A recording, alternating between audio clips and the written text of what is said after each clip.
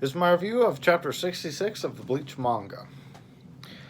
Ichigo thinks about Renji talking about his Zanpakuto having a name, because obviously where we left off, Kisuke activated Benhime, his Shikai. So Ichigo's thinking about that shit. Kisuke confirms for him that each Zanpakuto indeed has a name, and that his is Benhime. He destroys a rock. The covers of Uryu buying groceries, and he's wearing some winter clothes. Jinta runs and dives behind a rock, and Ichigo's dodging Kisuke's attack.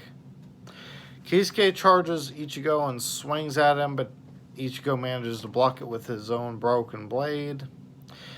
And then Kisuke begins cutting through his sword, because obviously he's much more powerful. More of the blade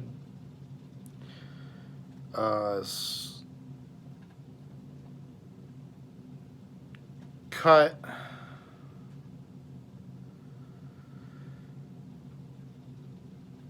And so, as more of it's cut off, Ichigo begins running away again.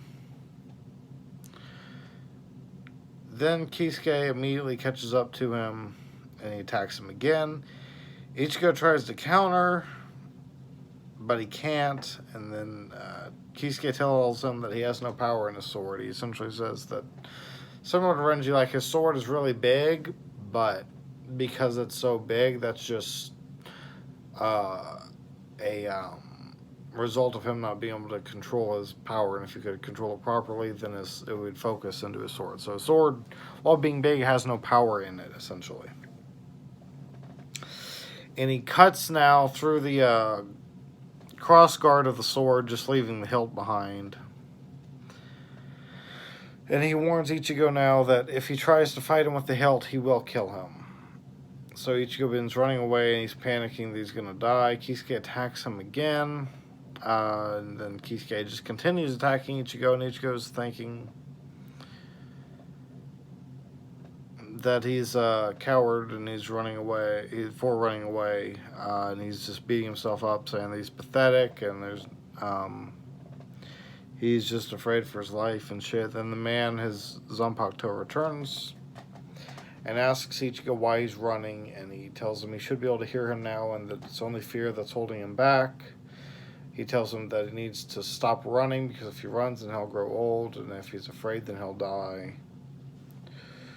Ichigo stops running, finally, and the Zanpakuto tells him not to fear, and that he should face his opponent directly, and that he should call out its name, so Ichigo does. And then he calls out Zangetsu, and that's the end of the chapter. The corner's just of Zangetsu, I think with like some power coming to him or something.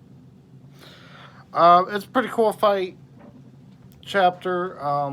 These more back and forth sword battles, you get them in this early part of Bleach that kind of disappear later on, unfortunately.